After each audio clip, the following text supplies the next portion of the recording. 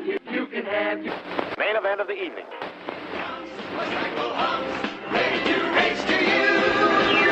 These days are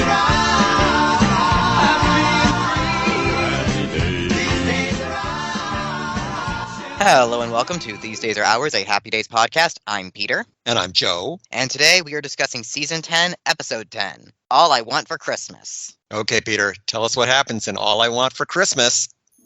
It's Christmas in Milwaukee, and Arnold's playing Santa at Arnold's. Okay, kids, come on, line up single file and make sure you don't have nothing sharp in your pants. Casey is happily telling Jenny about how her parents are coming here for Christmas to reconcile with Howard, while Jenny finds the whole thing overly saccharine. All Christmas is at my house is my father getting sauced on eggnog and seeing how far up the chimney he can climb. Fonzie brought Heather to see Santa, and she asks for a dollhouse, a baby carriage, and a baseball glove. Fonzie thinks I need one. Yeah, well, I didn't want her to grow up and be a sissy, you know. And one more thing, but not really for her. She wants her mommy to make up with her grandma and grandpa. It's okay if he can't do it. She didn't get this wish last year, either. At the Cunningham house, Marion is anxious about the arrival of Howard's brother Dick. 15 years ago, Dick and Howard got into a shouting match over Ted Williams or Joe DiMaggio being the better ball player at their grandmother's funeral, and they haven't spoken since. Marion, I promised you I wouldn't get into a fight with Dick, didn't I? I know that, dear, but he always says something that gets you all riled up. Dick and his wife arrive, and after Casey and Marion effusively welcome them, Howard and Dick greet one another, and Dick insists on taking his own luggage upstairs so Howard doesn't throw his back out again. There's nothing wrong with my bag. I'll take it. Well, maybe so, but you still have a terrible temper. Who says I have a terrible temper? Howard! At Ashley's apartment, Fonzie drops unsubtle hints about Ashley's parents. Ashley has no interest in reconciling with the people who disowned her when she got married, and never tried to contact her after her husband left. Why don't you try sending a card? Telegram. Oh. Forget it? Right. For now. The next day, Fonzie has invited Jenny into his office, and she's unimpressed by the decor. I had visions of so much more. An exotic male retreat, a chamber of brotherhood. He asks for advice in helping Ashley reconcile with her parents, and while she praises his little monologue about love, she ultimately offers no help. At the Cunningham house, Dick takes over Howard's attempts to start a fire in the fireplace, using Howard's newspaper. How in the world you ever get through these Milwaukee winters without knowing things like this is beyond me. I used the gas starter. Oh, sure. Take all the romance out of it. Then he offers to watch football with Howard. The Colts are going to walk all over the Packers. Only an emotional person would think the Packers were any good. Just like only an emotional person would think DiMaggio was better than Williams. Howard and Dick begin shouting, and take it outside to fight. Come on, you step outside. My pleasure. Don't worry, Marion, this won't take long. Oh, Casey, Bill, they're fighting again! Oh, no! What is it this time? Fonzie arrives home, none too impressed by their behavior, and stops the fight. He gets them to admit what they're really upset about. When they were kids, Howard used to ask Dick for advice all the time. But Howard is a grown man who can provide for himself and his family now. All I ever wanted to do was help. But you didn't. All you made me do was resent you. You drove us apart. They reminisce about being kids, and hug. Christmas Day, Heather gets her dollhouse and baby carriage and baseball glove, but no grandparents. But then Ashley picks up the phone, and with some prompting from Heather and Fonzie, dials her parents' number. She has a conversation. Yes, it has been a long time. Oh, well, it's been hard for me, too. Oh, especially around the holiday seasons. During which she wishes the person on the other end a Merry Christmas, but it wasn't her parents. As she tells Heather and Fonzie, it was the housekeeper. Her parents are vacationing in the Bahamas. Nevertheless, Heather tells her that was the best Christmas present. At the Cunningham house, the Cunninghams are on the phone with Richie, who then talks to Fonzie, who introduces Ashley and Heather to him. Say hi. Hi. Hi. Don't they sound gorgeous? Richie requests a song, and the assembled Cunninghams and Fisters sing Deck the Halls. Thank you, Peter. That was All I Want for Christmas. It first aired back on December 14th, 1982. Happy Days was followed that night by a new Laverne and Shirley, in which Laverne thinks that a former trapeze artist is trying to kill her. Adam West guest stars. And I didn't need molded plastic to improve my physique. Pure West. CBS had a special called E.T. and Friends, Magical Movie Visitors. Society's heroes seldom fit into the molds designed for them. And nothing could be truer of this than the latest phenomenon to sweep across America, E.T., a creation of the movies. It's a humorous look at aliens and the future, featuring Robin Williams and many of the original SNL cast members, including Garrett Morris, Lorraine Newman, and Dan Aykroyd. And NBC aired a new Father Murphy, in which young Matt witnesses a bank robbery, but is reluctant to tell the authorities what he knows because one of the robbers is a friend of his with a sick mother to support. So, Peter, of those three choices, what are you watching?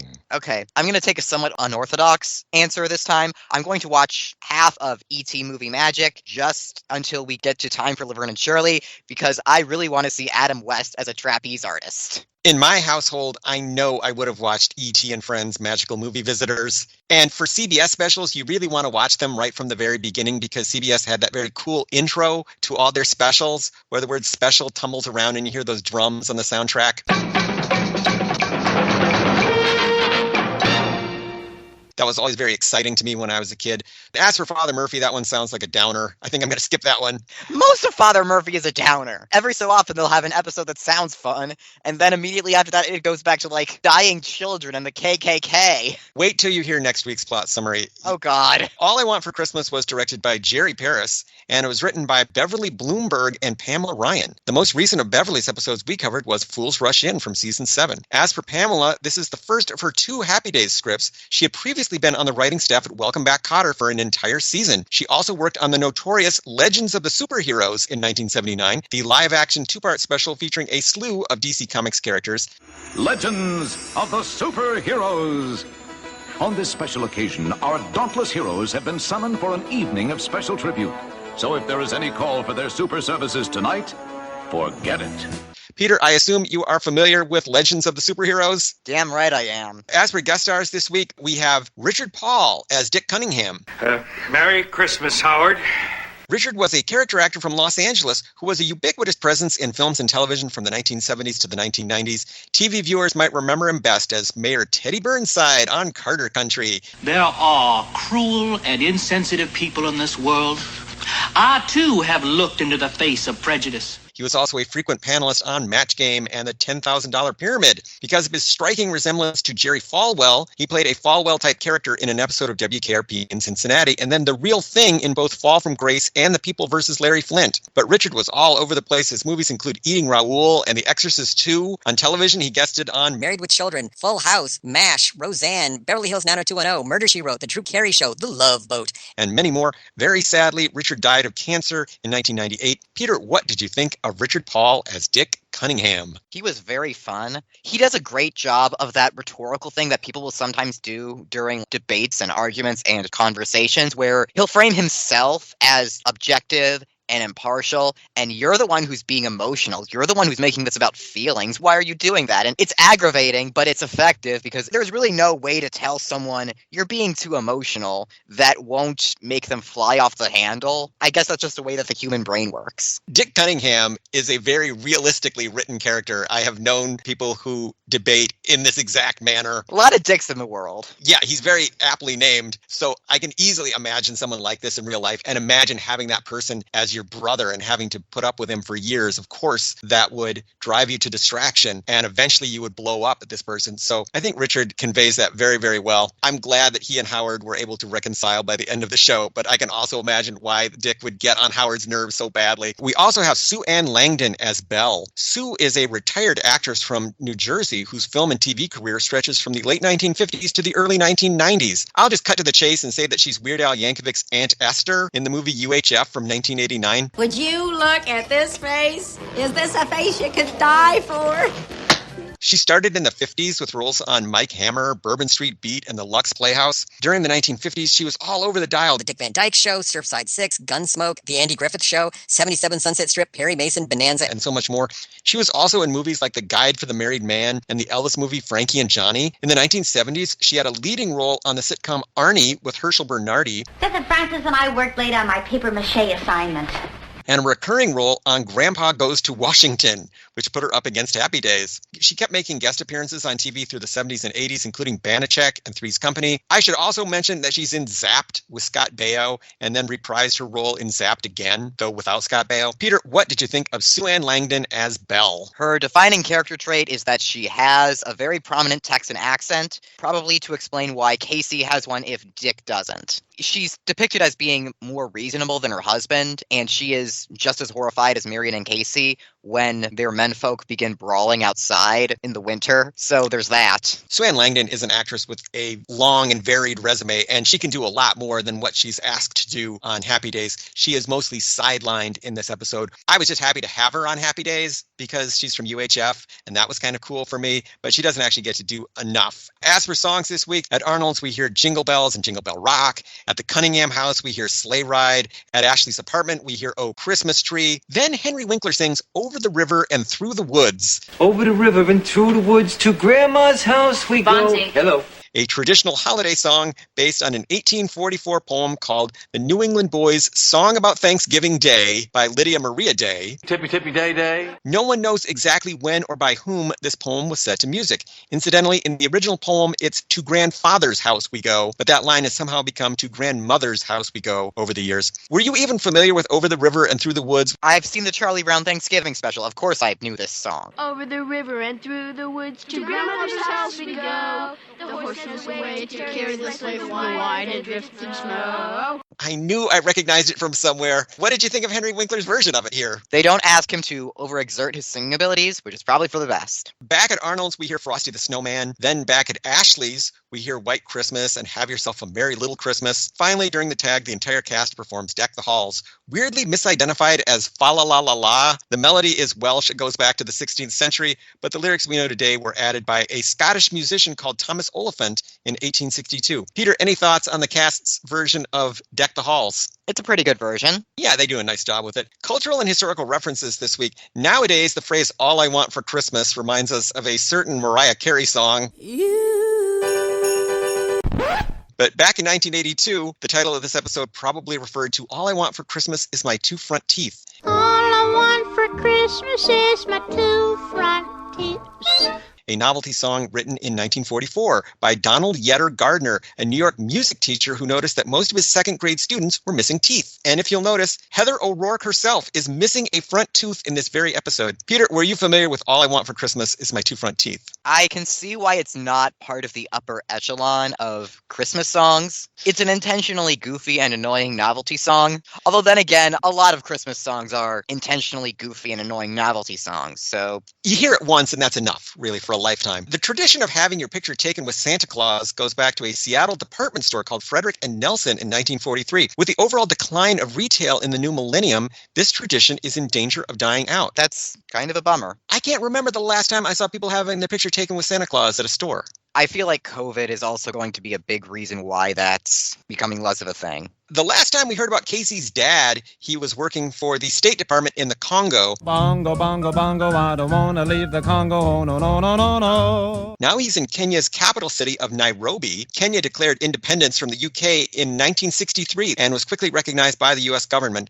A formal US embassy was established in Nairobi in 1964, and our two nations have enjoyed a more or less cordial relationship for decades, though things were a little frosty in the 1980s during the reign of President Moy. I guess Dick is moving up in the world if he's gone from doing covert war crimes to being a proper ambassador. Throughout this episode, Howard and Dick debate who is the better baseball player, Ted Williams of the Boston Red Sox or Joe DiMaggio of the New York Yankees. Many baseball players have been posited as the supposed greatest of all time, and both Williams and DiMaggio would be in contention for the title. But why do people especially compare these two particular players? Well, it all goes back to the 1941 baseball season when Ted and Joe were in contention for most valuable player. Joe won it, but many feel that Ted was cheated. So who was actually greater? Well, Joe DiMaggio had the more spectacular career with that 56-game hitting streak, still a record, the marriage to Marilyn Monroe, which is named in this episode, and 9 World Series victories. But strictly in terms of stats, Williams just edges out DiMaggio in nearly every category, despite never winning a World Series. In this case, Ted Williams is the thinking man's ball player. So Dick has a point here. Fonzie says that Ashley should get a service. The line might be busy. You might have been out. Why don't you get a service? Telephone answering services still exist and are mainly for businesses only these days. But in decades past, it was not unheard of for individuals to hire services to take their phone messages for them while they were working. On Taxi, for instance, aspiring actor Bobby Wheeler had an answering service in case he got any phone calls while he was driving his cab. I talked to this girl in your answering service named Angela. Oh, she's terrific. My favorite operator. Peter, had you ever heard of people having an answering service? I believe I have, but I think that was also something that was just like right before my time. Yeah, it was going out probably by the time you were born. Jenny asks if a sweater is cashmere. Is it cashmere? Only to have Fonzie angrily reply, no, this is American. No, this is American. Fonzie has obviously confused cashmere, a type of wool made from cashmere goats, with Kashmir, the northernmost region of the Indian subcontinent. Today, most cashmere wool comes from China and Mongolia. The sweaters are named for the wool. The wool is named for the goats, and the goats are named for the region. That's the story of cashmere. I don't own any cashmere, do you? I don't think I do. Jenny says Danny Kaye couldn't have said it any lovelier. An odd choice of celebrity, since Kaye, a singer, dancer, and actor from New York who was very popular in the 1940s and 50s, was most closely associated with fast-paced, madcap comedy. His specialties were slapstick, wordplay, and novelty songs.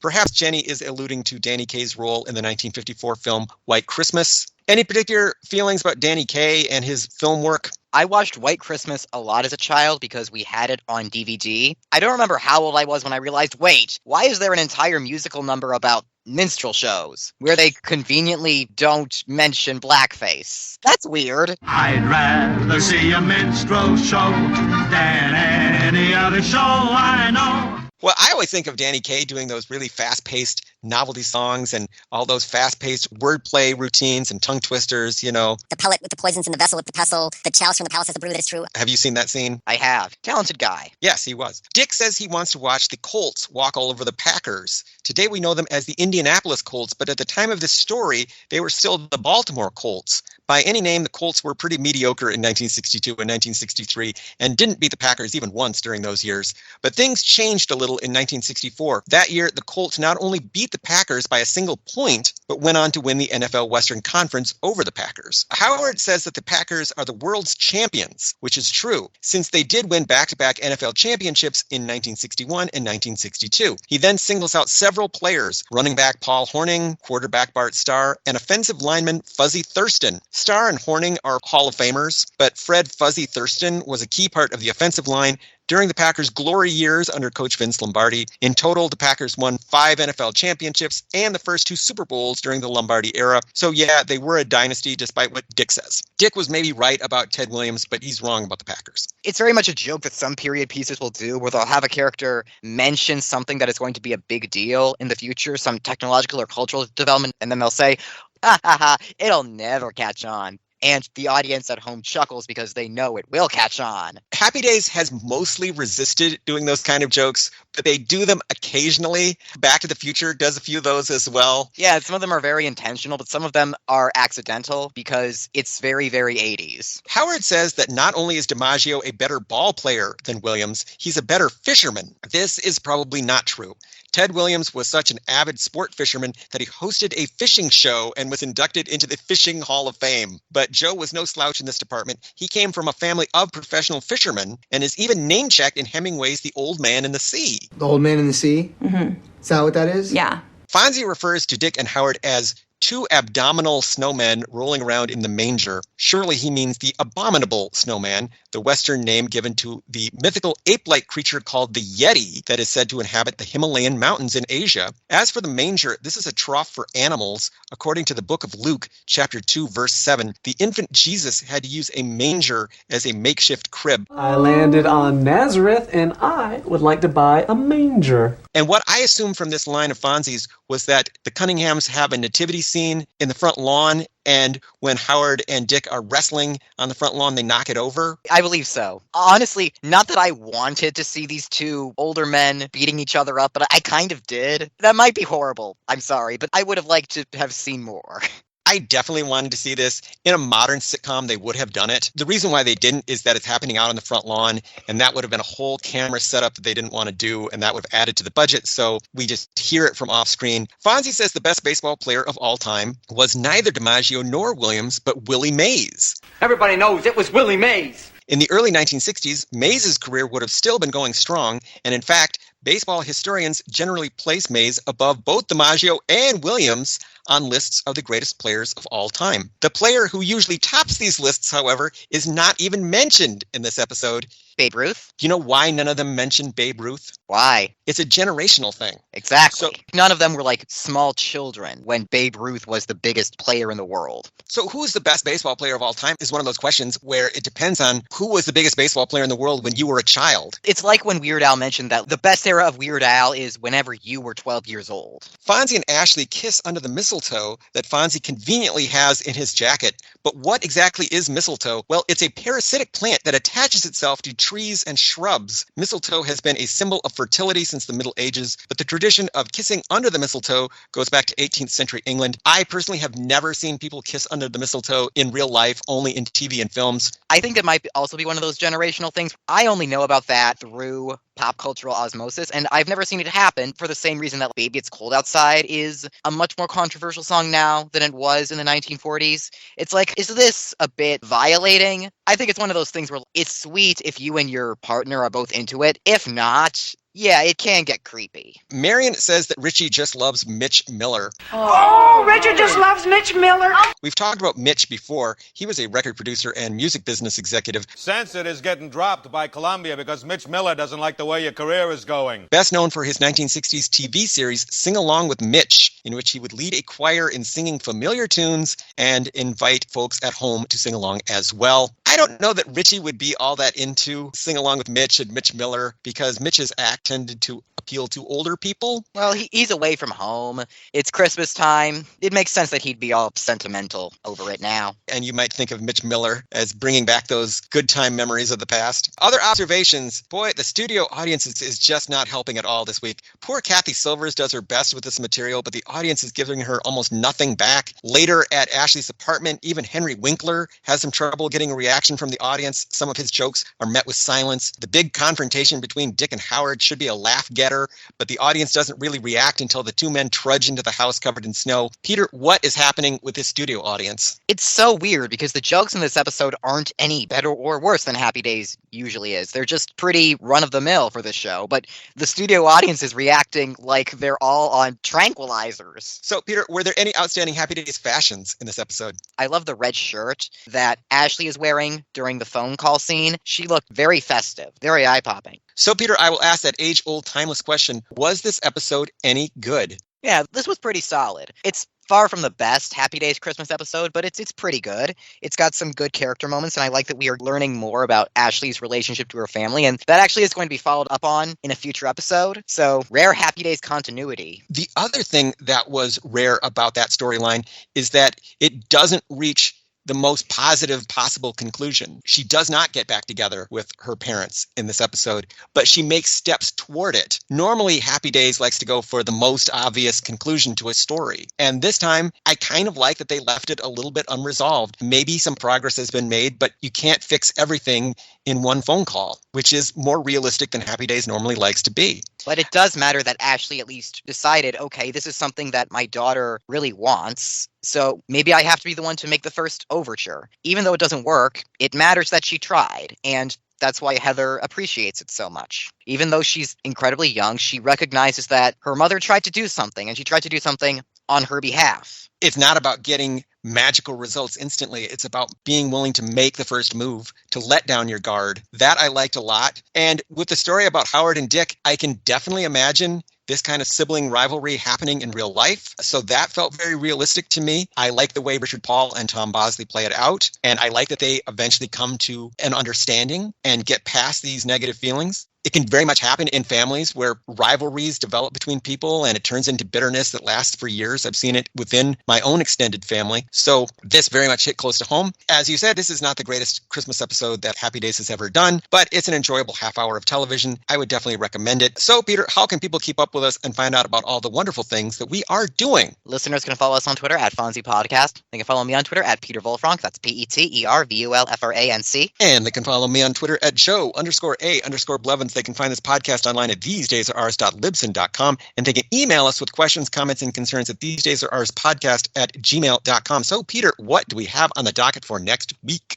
Next week, it's the return of Roger's fickle girlfriend Lorraine in Since I Don't Have You. And there's a guest star that I am very excited for. So, see you later, alligator. In a while, Crocodile.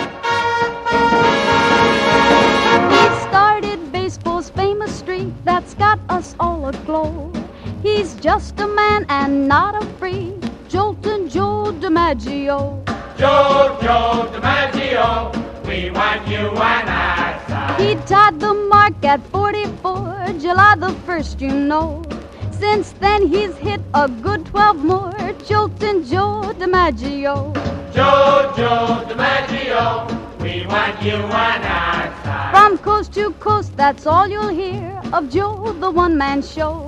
He's glorified the horse-hide sphere, Joltin' Joe DiMaggio. Joe DiMaggio, we want you on our side. He'll live in baseball's Hall of Fame. He got there blow by blow. Our kids will tell their kids his name, Joltin' Joe DiMaggio. We dream of Joey with the light brown back. Joe DiMaggio, we want you on our side.